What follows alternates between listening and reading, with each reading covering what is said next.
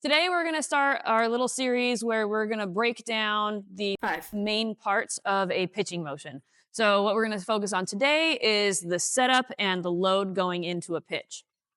So, we're not going to talk about the ways, like the different ways to rock back and actually get to your load because there's a ton of style that goes into that. If you want more information on that, we have some videos on our website about that. But today, we're really just going to focus on the actual load position. So, Nicole's going to set up. So we're going to start with the feet. We always want to start with the feet because that's our foundation. So as you see, she has a very moderate split. She's not super, super far back with her left leg because we're not going to be fast with the wide split. So if you ever watch a track runner or a sprinter, as they set up in the blocks, they're usually set up starting with like a shin length apart with their feet. So a moderate start. So look, she's right on. So another aspect of the feet that we want to look at is the width they are apart. So we really, in a perfect world, we want them to be right under your hips. That's where you're going to be strongest and fastest. Again, just like you're sprinting. We don't want to be too wide. That's going to cause too much side-to-side shift. Again, it's going to make you leak power a little bit. It's also going to make your power line a little bit harder to stay on.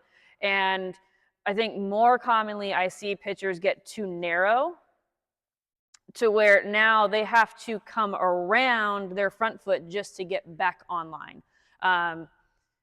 It can also cause some like obvious balance issues as you rock back and load because it's like you're walking on a tightrope. So we really just want to keep your feet under your hips. So go ahead and just get to your load. So now we're going to, again, start with the feet. So her weight is on the front third of her foot, but her heel is going to be low. We want that heel to be low because we want to be able to drive through our heel. That's going to get our quad and our glute engaged a lot more than if we're really high on our toe. And then back here, we want these toes to still be active, even though there's not a ton of weight on the back foot. We want this foot to still be active to create tension in the back leg to, again, help us get a little bit more power. The other thing we want to look for, I know it's hard to hold this position. So we want to make sure, go ahead, lean. Okay, we want to make sure the knee gets a little bit in front of the toe. This is going to help, again, get us into that forward weight position. So it helps us be faster coming out. And we want to think about getting our chest forward of our knee. Now, that's not necessarily going to happen because that depends on the angle that works best for each athlete, but that's how we want to feel. So back into the load. So if you look at it, if she changed her arms, go to like a sprint start. Okay. So, right, if we put her in a sprint, if we put her arms into a sprint position, everything looks as if she was going to be sprinting. And that's really the goal with our load is we want to get to a sprint position. Okay, so now we're going to show a couple of common mistakes we see with the load. So the first one is going to be instead of leaning forward, bending forward. So now you see Nicole's back drop. And what happens is now she's actually losing the load in her legs and her posterior chain. And so she's going to lose power. And now instead of being able to go out, she's going to have to come up to get tall and then go out. So she's going to be losing some power in her push off to accommodate that. And the second one we see is on the load. Instead of loading with your weight forward, is actually loading with your weight back. So I think this is probably the one I see the most often with my students.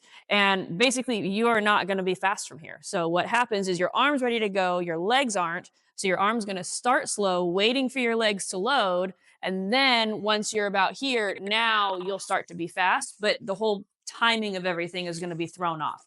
So we really want to make sure your legs and your arms are able to load at the same time. And then the last one, this one I'm seeing more and more too, is the back foot turns out. And so what happens is now your hips are thrown off, but it's also going to make you lose tension in your back leg, which is going to cause you to lose a little bit of power.